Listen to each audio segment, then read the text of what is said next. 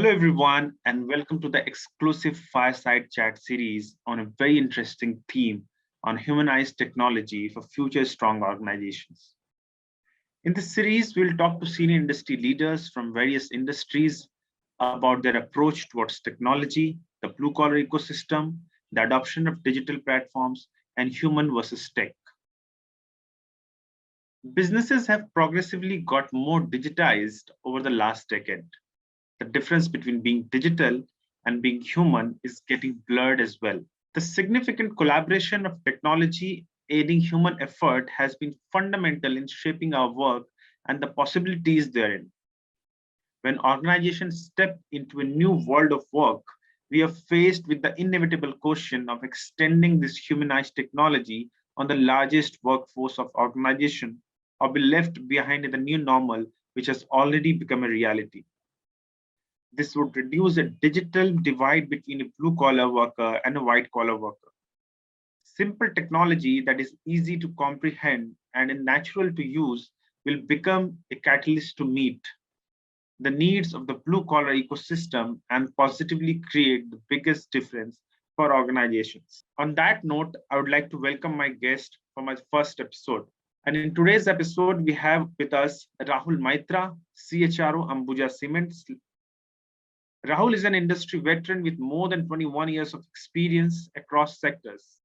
He has worked with some prominent names such as Tata Tea, Tata Motors, Park Hotels, to name a few.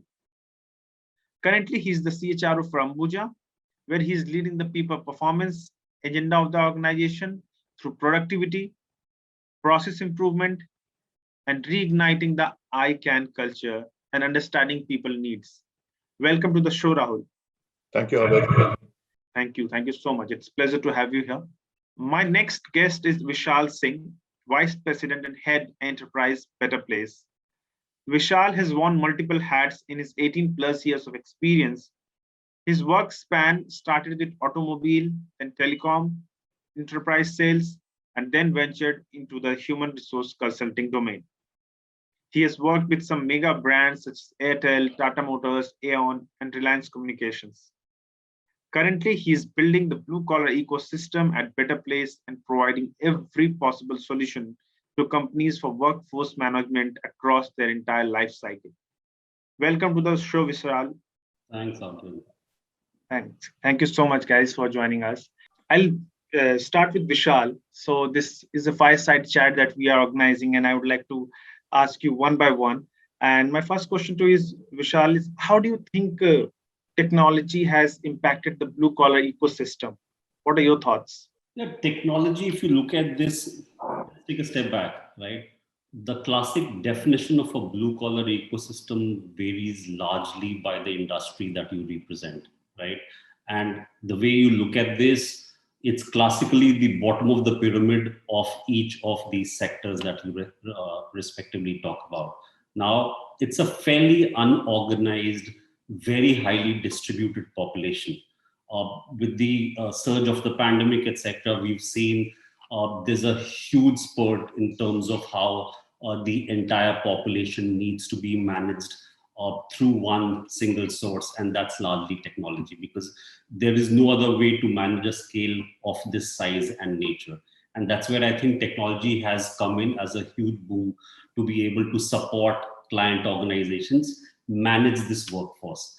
I think what the challenge still lies is organizations typically tend to manage the business part of technology as a priority and then come to the people part of it. Right now, if the nature of your business is such that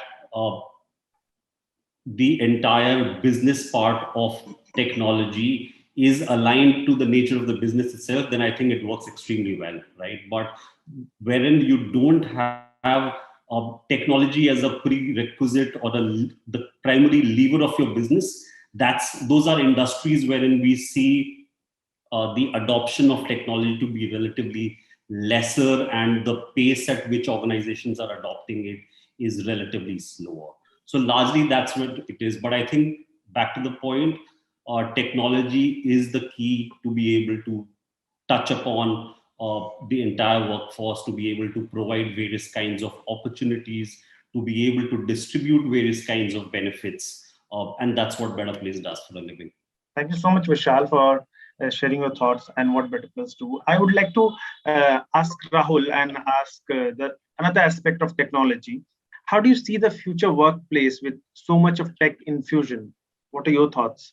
Abid, at this point of time, the most of the tech which is available, if you look at Gartner's report or the kind of new products which are coming in, are quote unquote meant for what we call as white collared employees. But I think COVID-19 taught us that about 8.4 crore migrant workforce, when they moved from state to state, I think business, the entire economy was dependent on how you could attract them back to their workplace. So that's when I think most of industries realize that we have done very little other than looking at their own attendance and statutory requirements. So for me, the future of tech looks at an integrated system wherein you look at all the life stages of the employee class, whether it is resourcing and onboarding, whether it is managing the employee life cycle, and ensuring that post working in your organization, they stay in some kind of a skill database, quote unquote, the Unnati's database, which Government of India is trying to build, so that there could be rehiring and availability access for future. So it's an integrated system. It is humanized in its way, which means that you have access to multiple languages. We assume that a lot of these employees do not go for the enablement and adoption, which is incorrect because there are other payment apps which have proven this wrong. So India has to go through that journey very quickly to make it as an integrated system. Coming back to Vishal, I think Better Place engages with a lot of industries in different genre. But what kind of shift have you seen amidst the digital transformation? Does it vary industry by industry, or it remains the same? It varies hugely by the industry. That's been our experience in the past, all these years. Even more so in the last year and a half, or the keenness to jump on the bandwagon is always there. But a lot of times what we keep facing is other priorities have set in, and thus this has taken a backseat, right? But for good or bad reasons, if you look at, like I said, the bottom of the pyramid, classically for consumer businesses, BFSI, it's your feet on street population, which is that bottom of the pyramid. In a manufacturing setup, it is the classic blue collar ecosystem, which we always call them the way they are. In a retail setup, it's your retail sales associate or your entry level guy at the store. And a lot of these businesses also have their back arm, which is your entire supply chain, warehousing, and so on and so forth, right? Now, if this is the population to be managed across the board, we've seen there's a huge keenness to be able to do this. We've also seen a huge amount of an acceleration in terms of being able to adopt some of this. One of the largest banks in the country, which literally grows at about 22, 23% YOY, they had their plans of doing this in the next 5 years, right? I don't think one has a choice now to say that you've got to do it in a few months' time, as against the entire luxury that you had planned out for yourself, right? So that, I think the entire nuance is very different. The value chain is very different for each of this population that I spoke about. The workflows are very different. And thanks, Raul, for calling this out, that the entire amount of HR tech that's gotten developed across the globe, including India, has primarily been focusing upon the white collar population. And that's where I think we are so differentiated to say that it's important to be able to develop a platform or be able to develop that larger jigsaw puzzle with a plug and play provision available, which can help you cater to the mass depending upon the industry that you're wanting to cater to. And that's where I think we've seen a huge uptake in terms of being able to adopt the larger digital platform across various industries. Thank you so much, Vishal. Rahul, there's a debate that it's a never-ending debate about the humanized tech approach. Who is how you can't go ahead without human touch. So I would like to ask you, how does specifically your organization approach the humanized tech part of digital transformation? I think it goes from very simple part of what Ambuja stroke Wholesome India is known as, is our focus on health and safety. So I think one of the first thing which happens for any employee, any person entering any of our sites, is to ensure that the safety induction, the safety adherence processes are met. This entire process is, let's say, on a tech platform.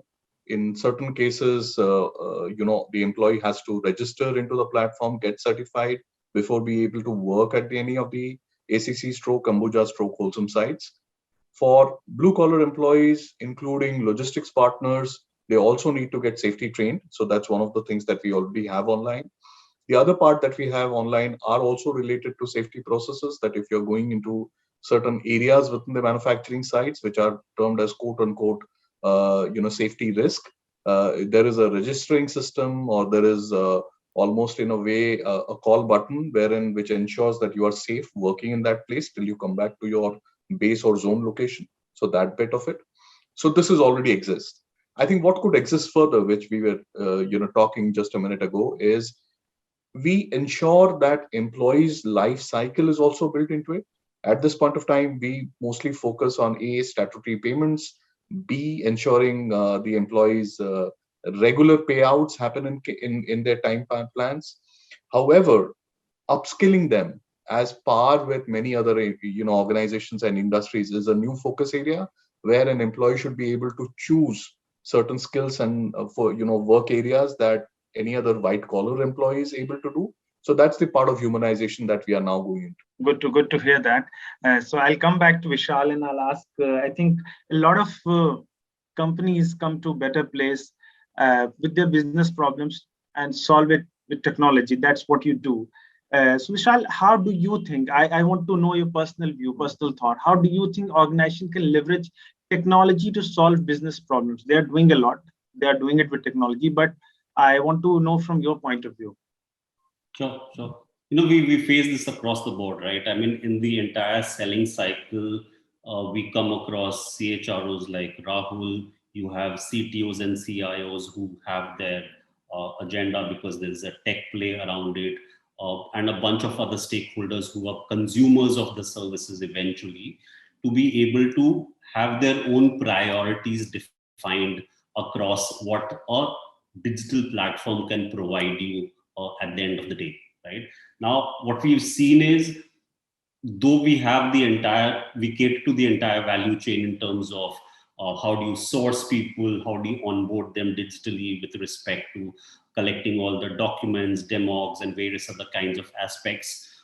We recently acquired another skilling organization as well, which helps you leverage technology to be able to onboard and induct employees right at the pre-hiring stage, and then how you manage the entire functionality of the employee well-being, which is right through your time office, daily attendance, rostering, shift management, overtime, eventually all of this feeding into payroll, compliance, and so on and so forth, right? But this by itself is not the problem being solved, right?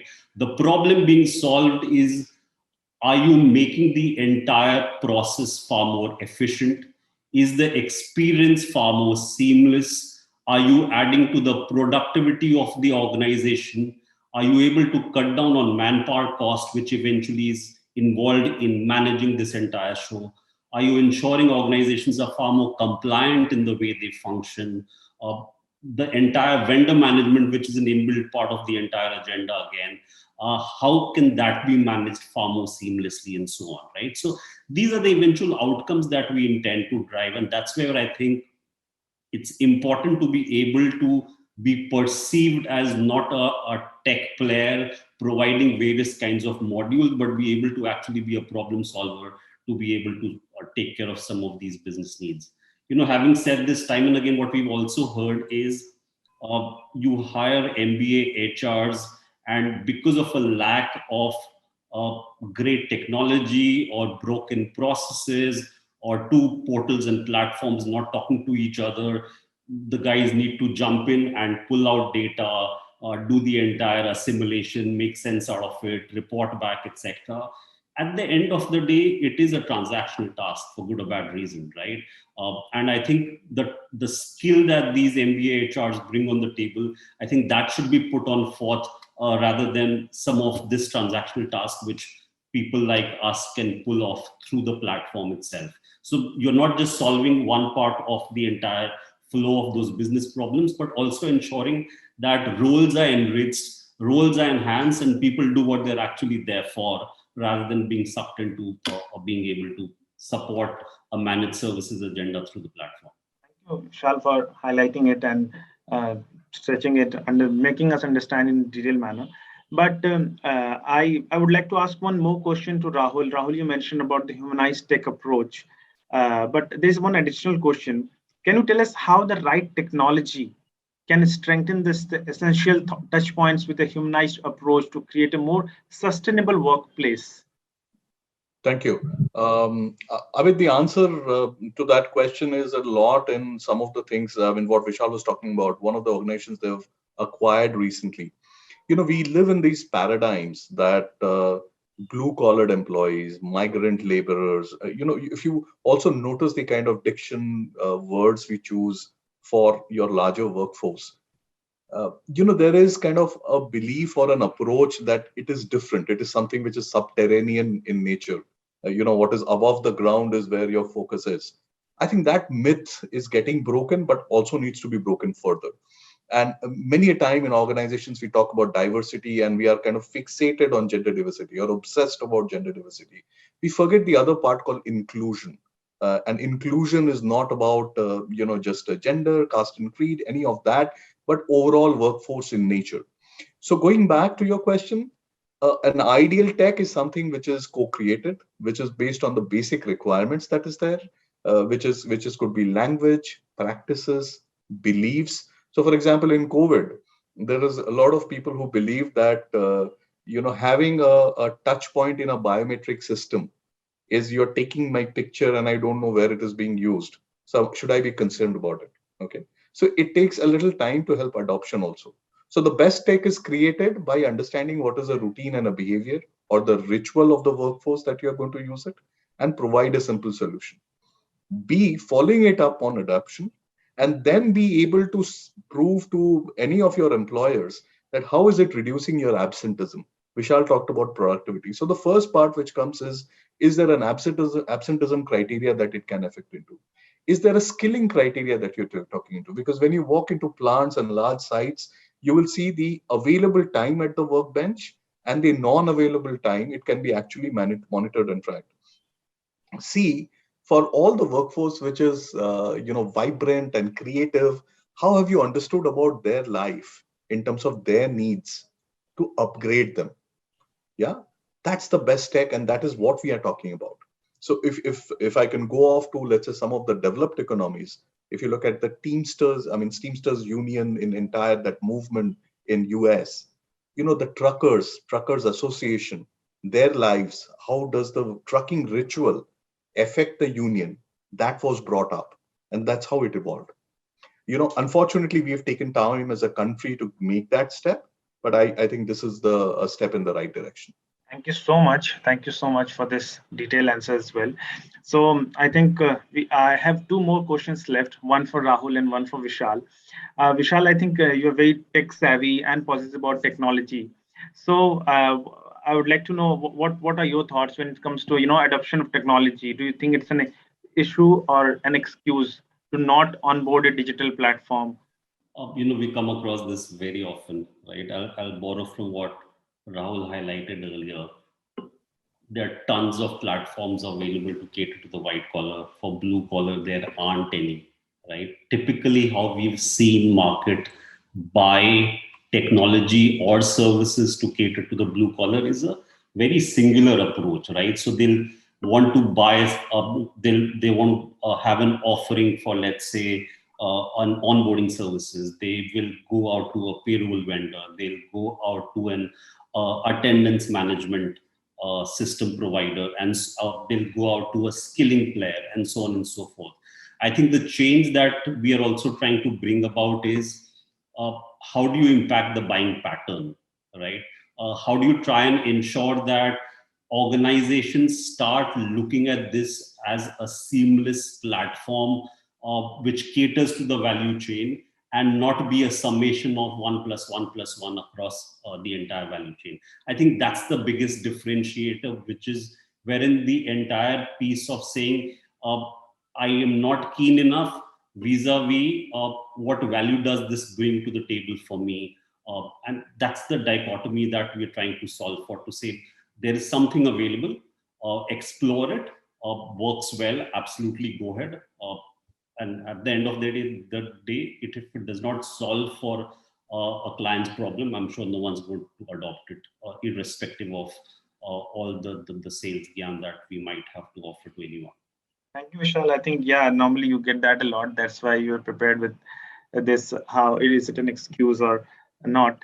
I'll come back to Rahul for this last question. Rahul, you highlighted all the aspects of humanized tech approach. But I would like to ask you, do you think this humanized tech approach can reduce the gap between a blue collar and a white collar workforce?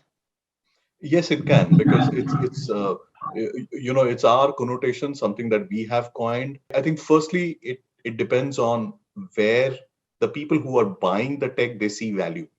So the moment you're buying something, whether it is for your white collar employees or blue collar employees, it has to be justified with productivity numbers and utilization. So that's one.